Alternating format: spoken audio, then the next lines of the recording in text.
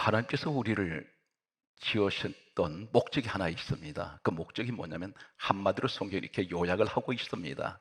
이사야 43장 21절에 보게 되면 이 백성은 내가 나를 위하여 지었나니 나를 찬송하게 하려 함이라. 이 찬송이란 말은 예배로 우리가 말씀드립니다. 그런데 이 예배 속에는 하나님의 영광이 있고 기쁨이 있으며 감사가 있습니다.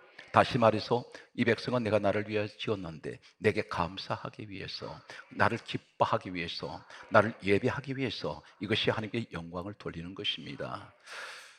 이 땅에 모든 민족, 나라를, 언어를 초월해서 모든 기업이나 한 사람을 채용하는 작은 구멍 가게에도 사람을 채용할 때는 여러 가지 조건을 보게 됩니다. 그런데 아무리 이 사람이 전문성을 가지고 있고 똑똑하고 명문 학교 출신이고 세상 배경을 다 가지고 있어도 못 쓰는 것이 하나 있습니다.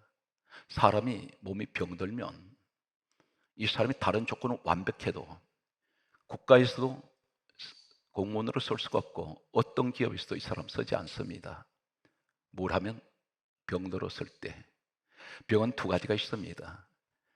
육체의 병이 있고 마음의 병이 있습니다.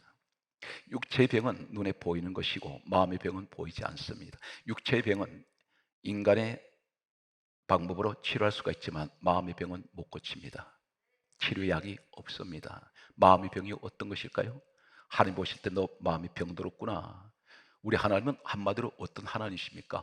불가능이 없으신 하나님, 능치 못할 일이 없으신 하나님, 그분은 전능하신 하나님. 그분이 누구세요? 바로 요한복음 1장 12절에 우리를 하나님 자녀 삼았던 우리 아버지입니다.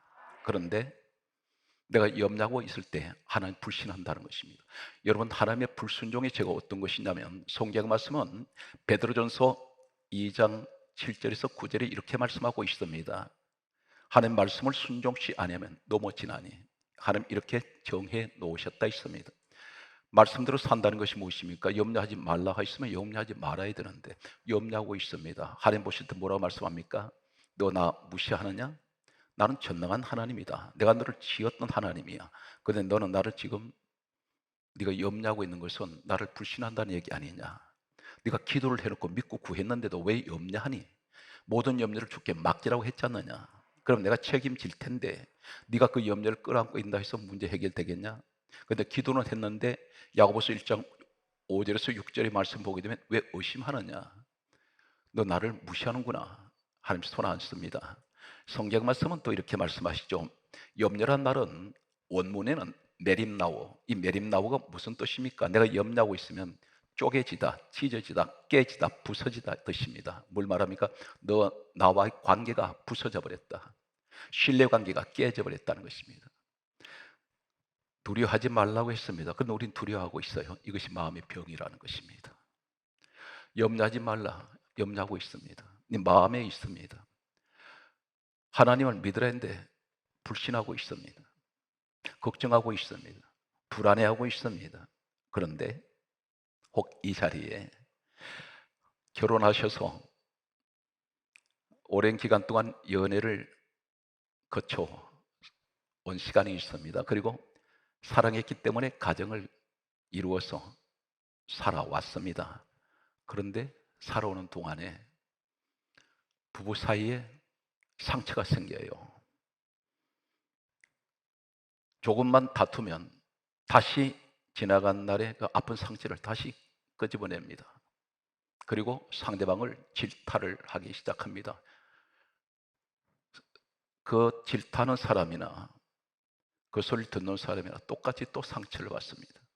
이제 겨우 아물려고 했는데, 겨우 이제는 치료가 될 것 같았는데 다시 이것이 또 재발해 버립니다. 걸고 부스러 만듭니다. 상처가 덧나버렸습니다. 주기적으로 이렇게 다툴 때마다 이 소리를 끄집어냅니다. 혹 여러분 어린 시절에 부모님께 지금 내가 나이가 40이 50이 됐는데도 그 상처를 기억하고 계십니까? 오늘 이런 마음을 가지고 있는 마음이 병들어 있습니다. 하나님께서 안 서십니다. 병자는 안 섭니다. 치료되어야 서십니다. 어떻게 치료할까요? 오늘 시간, 그 시간이 이 시간인 줄로 믿으시기 바랍니다. 이혼은 죄가 아닙니다. 그런데 사랑했던 사람이 결혼해서 살다가 이혼했습니다. 누구의 잘잘못을 얘기하기 전에 쌍방이 상처가 생겨버렸습니다. 만날 때는 그렇게 아름답고 행복한 만남이었는데 헤어질 때 온갖 저주 섞인 소리를 하게 되고 비난과 비판과 조소 섞인 말을 하면서 돌아섰습니다. 세월이 흐르면서 이 상처가 그대로 남아 있습니다. 그 사람 생각하면 원망, 미움, 그리고 이 사람에 대한 저주가 아직도 그 마음에서 가시질 않습니다. 이 마음을 품고 있으면 예수 안에 계신 사람은 하나님 안 서십니다. 치료되어야 됩니다. 우리는 어떤 사람입니까? 에베소서 1장 4절에 창세전에 예수 그리스도 안에 있는 사람은 택하셨습니다. 난 택함 받았습니다. 어디에서? 예수 그리스도 안에 분명히 있습니다. 택함 받은 사람은 요한일서 1장 7절에 이렇게 기록하고 있습니다. 예수의 피가 우리를 모든 죄에서 깨끗하게 하셨습니다. 하나님 자녀가 되었고 택함 받았고 예수 피로 모든 죄 깨끗하게 되었는데 우리를 가르쳐 이렇게 말씀합니다. 히브리서 8장 12절에 말씀하시기를 하나님 말씀입니다. 내가 다시는 너 죄를 기억하지 아니하리라. 나의 죄를 다 기억하지 않았습니다. 하나님께서 내가 지은 죄를 하나님 지우개로 다 지워버렸습니다. 그 지우개가 예수 그리스도 피입니다. 하나님께서 내 죄를 기억을 못하세요. 성경 말씀은 또 이렇게 기록합니다. 히브리서 10장 17절에 동일하게 또 반복해서 말씀하시기를 내가 너희 죄를 다시 기억하지 아니하리라. 그런데 나는 지난날의 죄를 기억하고 있어요. 하나님 나 용서해 주셨는데 나는 지금까지 이 사람에 대해서 용서를 안 하고 있습니다. 내가 그 사람 때문에 인생이 망쳐졌고 이 사람 때문에 손해보았고 이 사람 때문에 내가 불행하게 되었다는 생각할 때 이 사람을 도저히 용서할 수가 없습니다. 나를 사기를 친 사람, 가장 믿었던 사람인데 내 행복을 송두리째 망가뜨렸던 사람, 내가 어떻게 그 사람을 잊겠습니까? 이렇게 생각하는 사람이 있을 것입니다. 그런데 오늘 이 말씀을 반드시 듣고 계시면 내가 그 아픈 상처를 잊어버려야, 치유되어야 하나님께서 준비하신 것이 있습니다. 여러분 똑똑하고 능력이 있으신데 왜 하나님께서 동일하신 하나님이 사람 차별하지 않습니다. 공의 하나님이세요. 그런데 왜 지금 내게 기회를 주지 않습니까? 하나님 말씀합니다. 너 준비가 안 돼 있지 않니? 너 마음의 준비가 안 돼 있다. 너는 보는 것마다 비판적이고 너 마음속에 원한을 가지고 있지 않느냐? 나는 십자가에 내가 지기까지 너 죄 때문에 내가 죽었는데 너는 그 사람을 용서 못하는구나. 너는 나하고 나 코드가 안 맞아. 내가 너한테 맞출 수가 없고 너는 내게 맞춰라. 오늘 이렇게 우리에게 말씀하실 것입니다. 성경 말씀을 이제 소개합니다. 이사야 43장 18절에 구약과 신약의 한 군데씩 짚고 넘어가겠습니다. 너희는 이전 일을 기억하지 말고 옛적 일을 생각하지 말라. 이전 일, 옛적 일이 뭡니까? 내 지나온 시절에 내 뒤를 돌아보았더니 상처뿐이었고 아픔밖에 없었습니다. 그런데 너 이전 일 기억하지 마. 옛적 일을 생각하지 마라. 기억도 하지 말고 생각도 하지 마라. 어떻게 되겠습니까? 너가 만든 종이배 있지 않니? 너 인생의 종이배 다 구겨졌다. 그거 흐르는 강물에 띄워보내. 흘러가는 물은 다시 돌아오지 않습니다. 이제는 그 종이배 같은 구깃구깃해진 내 인생에 망가져버린 거 이거 다 떠내려보내고 상대방이 어떤 사람이었든 너 마음속에서 지워라. 너에겐 절대 생산성이 없어. 도움이 안 된다. 너 마음에 병만 생겨. 그러니 원망도 그치고 용서해라. 그러면 성경 말씀이 뭐라고 말씀합니까?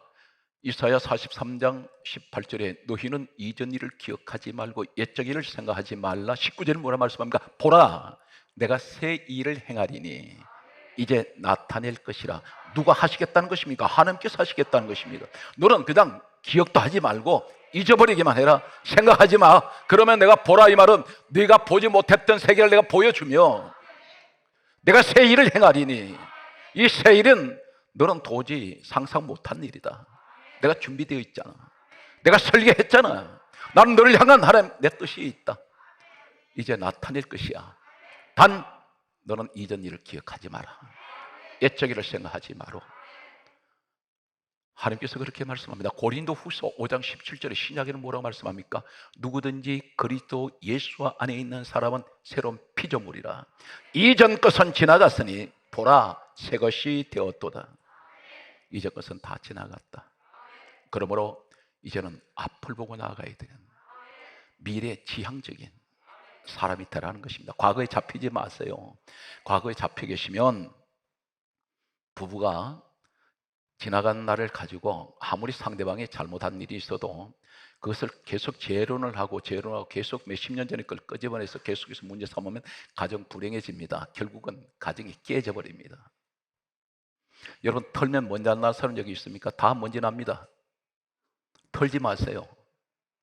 우리 주님은 덮으러 오셨습니다. 아픈 상처는 잊어버리십시오.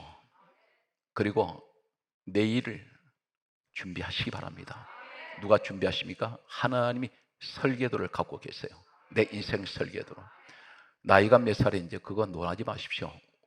사람의 생각은 내 나이 몇 살인데 그것은 당신 생각이고 당신의 수학 계산법인데 하나님은 나이 상관없습니다. 오늘 성경 말씀을 보게 되면 하나님께서 이전 일을 기억하지 않고 옛적 일을 생각하지 않았던 사람, 놀라운 축복을 받은 대표적인 한 사람이 있습니다. 이 시대에 이 말씀을 왜 주십니까? 바로 우리에게 하시는 말씀입니다. 너가 그 자리에 서라는 것입니다. 그 사람이 누구인가요? 구약의 요셉이라는 사람입니다.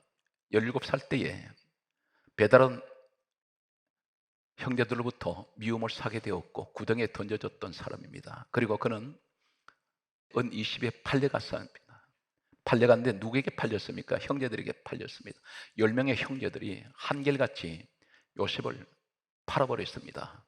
그 돈 어디에 썼는지는 모릅니다. 그런데 은 20에 팔아버렸던 이 요셉은 낯선 이국 땅에 가서 언어도 통하지 않는 그곳에 가서 노예 생활을 하게 됩니다. 무려 13년. 이 사람 마음에 원한이 생길 수 있습니다. 저주의 마음을 가질 수 있습니다. 내가 어떻게 하든지 살아서 이 원수를 갚아야 되겠다는 생각을 가질 수 있습니다. 노예로 갔던 그는 감옥으로 또 들어갑니다. 모함을 또 받습니다. 비참한 13년의 세월 끝에 국무총리로 하나님이 세우셨습니다. 자신이 노력한 거 하나도 없습니다. 오늘 여러분들이 이 말씀의 주인공이 되신다면 하나님이 전격적으로 여러분 귀한 자리에 세우실 것입니다. 어떻게 요셉이 이 자리에 오게 되었을까요? 한마디로 아들 2명을 낳았을 때에 그 이름의 의미 속에 이 비밀이 들어 있습니다. 창세기 41장 51절에 보게 되면 큰아들 므낫세가 태어났습니다. 태어났을 때 이름을 이렇게 짓습니다. 이 므낫세라는 이름의 뜻은 하나님께서, 대단히 놀라운 선언을 합니다. 하나님께서 내 모든 고난과 내 아버지 집에 온 집 일을 잊어버리게 하셨다 하며, 내 모든 고난을 언제까지? 30년 동안에 겪었던 모든 고난 잊어버렸습니다. 내 아버지 온 집 일, 형들이 나를 팔았던 것, 그리고 내가 노예로 끌려왔던 이 모든 상황이 내 집에, 우리 아버지 집에서 일어났던 일이었습니다. 그런데 잊어버렸다는 것입니다. 아픔이 없습니다. 상처가 없습니다. 하나님께서 이 사람 아들이 므낫세란 뜻은 하나님이 나의 모든 고난과 나의 아버지의 온 집일을 잊어버리게 했습니다. 그래서 그 이름이 므낫세입니다. 지금도 유대인들은 인사를 할 때 므낫세 이렇게 부를 때 뭐라고 하냐면 나는 당신의 과거에 나에게 했던 모든 잘못은 잊어버렸습니다. 이 뜻입니다. 부부 사이에 항상 므낫세가 있기 바랍니다. 므낫세 다음에 둘째 아들 낳았을 때 에브라임이라고 이름을 짓습니다. 에브라임이란 이름의 뜻이 어떤 뜻입니까? 창세기 41장 52절에 여기서 또 강조합니다. 하나님께서 내가 수고한 땅에서 번성하게 하리로다. 에브라임, 잊어버릴 때 번성이 옵니다. 이것이 순서입니다. 에브라임은 번성이라는 뜻입니다. 여기 전제가 뭡니까? 하나님께서 나는 저 사람을 용서할 수가 없는데, 그런데 하나님께서 용서할 수 있는 마음을 주셨다는 것입니다. 오늘 여러분 이 마음을 품으시기 바랍니다.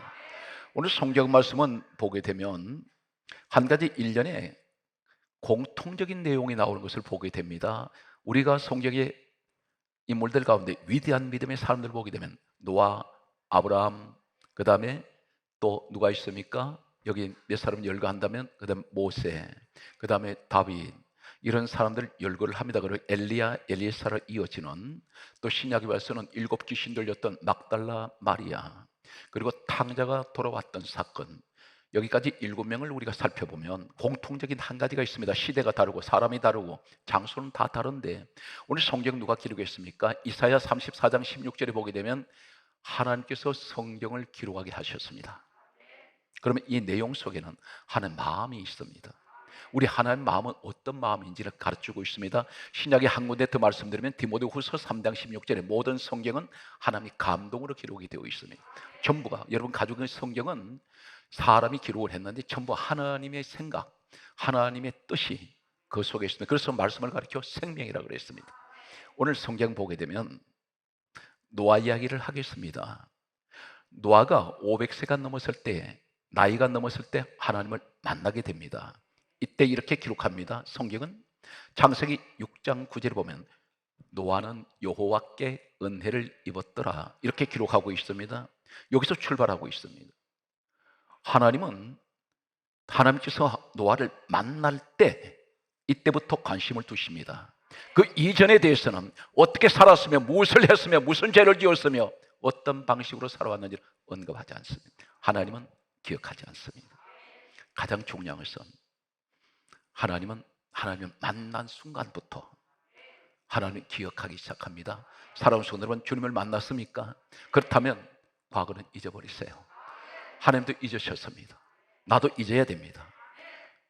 성경 말씀을 내려오면 또 누가 있습니까? 아브라함이 있습니다. 신약에 이 아브라함 이야기를 하고 있는데 사도행전 7장 2절을 보면 아브라함 나이 75세 때에 하나님을 만나게 됩니다.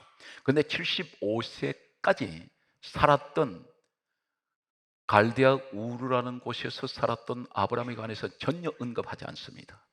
하나님 부르심 받고 하나님께서 택하신 순간부터 하나님의 성경은 놀랍게도 하나님 만나기 이전에 대해서는 전혀 기록하지 않습니다. 왜 그렇습니까? 하나님 안에 들어왔을 때만 관심을 둡니다. 여러분 하나님 안에 계시지 않습니까? 그렇다면 이제는 그 이전에 어떤 일이든 다 잊어버리세요. 우리가 간증을 얘기할 때가 있습니다.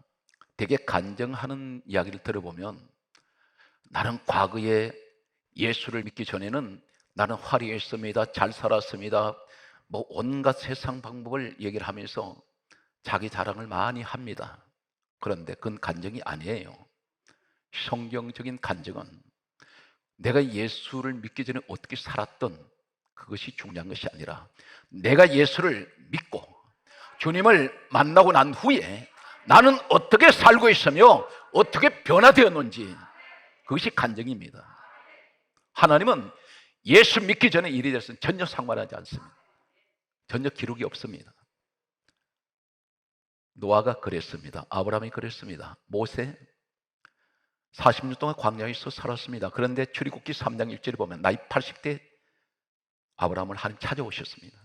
그런데 40년 동안 광야에서 어떻게 살았는지 전혀 언급이 없습니다. 하나님을 만났다는 사실에 하나님 관심을 두고 있다는 것입니다. 여러분에게 똑같습니다. 내가 과거에 어떻게 살았는지 하나님 그것에 관심 두지 않습니다. 그거 가지고 책망하지 않습니다. 예수를 몰랐기 때문에. 그런데 예수 안에 들어온 순간 이전 것은 기억하지 말고 옛적 일을 생각하지 말아야 됩니다. 그러므로 누구든지 그리스도 예수 안에서는 새로운 피조물이 되었습니다. 이전 것은 지나갔으니 보라 새 것이 되었도다. 오늘 성경 말씀은 또 성경에 보게 되면 또 한 사람이 있습니다. 사무엘상 16장 13절에 다윗이 있습니다. 다윗도 한결같이 다윗이 17세, 18세 때 하나님 만났을 때에 그 이전에 대해서는 기록이 없습니다. 하나님 만나고 왕으로 기름 부음을 받는 장면부터 시작하고 있습니다. 무슨 얘기입니까? 예수 그리스도 안에 있는 사람은 다르다는 것입니다. 세상 밖에 살 때는 어떤 모습으로 살았던 하나님 그건 관심 두지 않습니다. 성경 말씀을 계속해서 보게 되면 열왕기상 7장 1절에 성경 말씀은 이렇게 기록하고 있는 것을 보게 됩니다. 특별히 17장 1절을 소개합니다. 보게 되면 엘리야를 하나님께서 부르실 때 첫 장면을 기록하고 있습니다. 그런데 그 뒤에 이 사람이 어떤 모습으로 어떻게 살았는지 관심 없습니다. 성경에 기록하지 않습니다. 오늘 여러분, 하나님께서는 예수 안에서 생활하는 사람, 여기서부터 하나님의 기록은 시작됩니다. 성경 말씀을 보게 되면 엘리사가 있습니다. 이 엘리사가 어떤 사람인가요? 성경 말씀은 이렇게 기록하고 있습니다. 열왕기 19장 19절에 보게 되면 엘리사가 12개리 소를 몰고 밭을 갈고 있습니다. 농부입니다. 이때 엘리야를 보내서 겉옷을 던지면서 따라오라고 말합니다. 엘리야는 하늘로 올라가고 엘리사를 이제 후계로 대신 엘리야 대신으로 사역을 하게 됩니다. 그런데 부를 때 장면만 기록합니다. 그러면 엘리사 그 이전에 대해서는 전혀 언급이 없습니다. 이 사람은 부인이 있는지 자녀가 있는지 어떤 모습으로 살았는지 전혀 기록이 없습니다. 부자였느냐 가난한 사람이냐 관계없습니다. 하나님 거기에 관심을 두지 않습니다. 우리는 세상 조건을 많이 봅니다만 하나님은 전혀 그렇지 않다는 것입니다. 하나님은 공의의 하나님이세요. 여러분에게 지금 언제든지 기회가 열려져 있습니다. 중요한 것은 하나님 준비가 되어 있는데 내가 준비가 안 되어 있어요. 그 준비가 뭡니까? 마음의 준비를 하라는 것입니다. 어떤 준비를 해야 됩니까? 믿음의 준비를 해라. 믿음의 준비가 어떤 것입니까? 항상 긍정적인 사고를 가져라. 늘 기뻐해라. 데살로니가전서 5장 16절에서 18절에 말씀합니다. 항상 기뻐하라. 범사에 감사하라. 이는 그리스도 예수 안에서 너희를 향하신 하나님 뜻이니라. 항상 기뻐하라는 것입니다. 감사하십시오. 부정적인 사람은 감사가 없습니다. 기뻐하지 않습니다. 그러나 내 마음에 기쁨이 있을 때 남을 비판하지 않습니다. 상처가 사라집니다. 오늘 성경 말씀을 보게 되면 신약으로 와서 보게 되면 이렇게 기록하고 있는 내용을 보게 됩니다. 누가복음 8장 2절 말씀에 보게 되면 7 귀신 들렸던 막달라 마리아가 있습니다.